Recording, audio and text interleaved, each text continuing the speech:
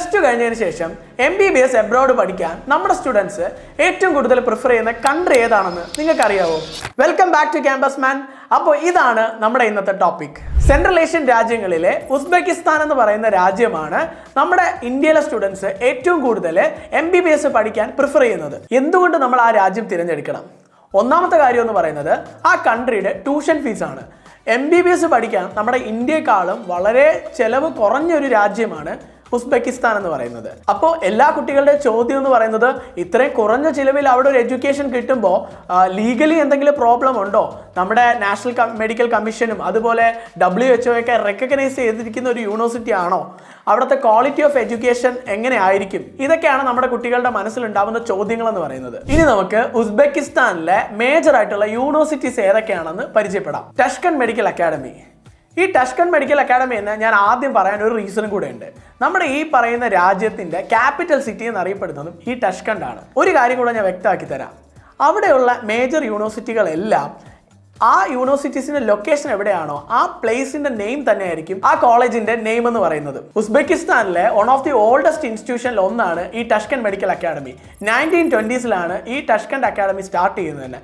പിന്നെ അത് മാത്രമല്ല, ഗവൺമെന്റിന്റെ തന്നെ ഒരു ഇൻസ്റ്റിറ്റ്യൂഷനും കൂടെയാണ് ഈ ടഷ്കൻ മെഡിക്കൽ അക്കാഡമി എന്ന് പറയുന്നത്. അടുത്ത മേജർ യൂണിവേഴ്സിറ്റി എന്ന് പറയുന്നത് സമർഖണ്ഡ് സ്റ്റേറ്റ് മെഡിക്കൽ ഇൻസ്റ്റിറ്റ്യൂട്ട് ആണ്.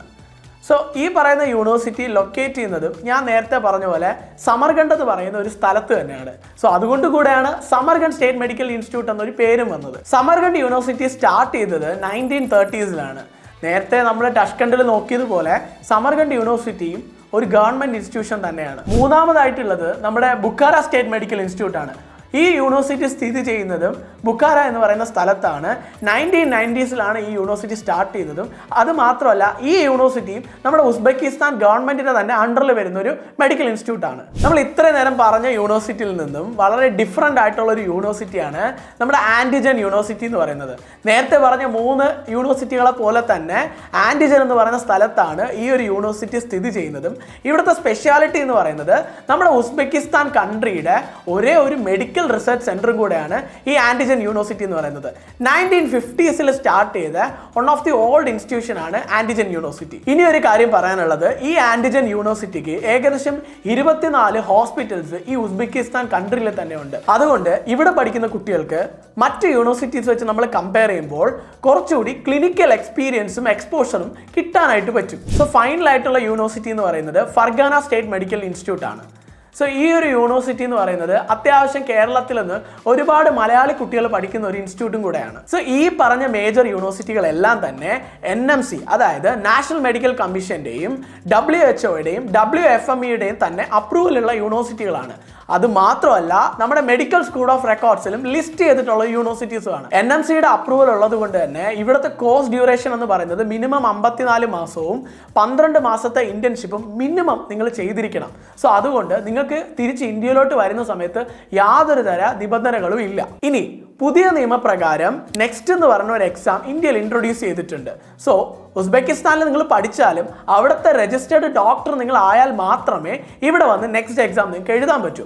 ആ കാര്യത്തിൽ നിങ്ങൾക്ക് ടെൻഷൻ വേണ്ട. കാരണം ഞാൻ നേരത്തെ പറഞ്ഞ NMC-യുടെ എല്ലാ റൂൾസ് ആൻഡ് റെഗുലേഷൻസും ഈ പറയുന്ന യൂണിവേഴ്സിറ്റികളെല്ലാം പാലിക്കുന്നുണ്ട്. മീഡിയം ഓഫ് ലാംഗ്വേജ് ഇംഗ്ലീഷുമാണ്. രജിസ്റ്റേർഡ് ഡോക്ടർ ആവാൻ പല കൺട്രീസിലും നിങ്ങൾ അവിടുത്തെ ലാംഗ്വേജിൽ എക്സാംസ് ഒക്കെ എഴുതി പാസ്സാവണം. പക്ഷേ ഉസ്ബെക്കിസ്ഥാനിൽ അങ്ങനത്തെ നിയമങ്ങളൊന്നും ഇല്ല.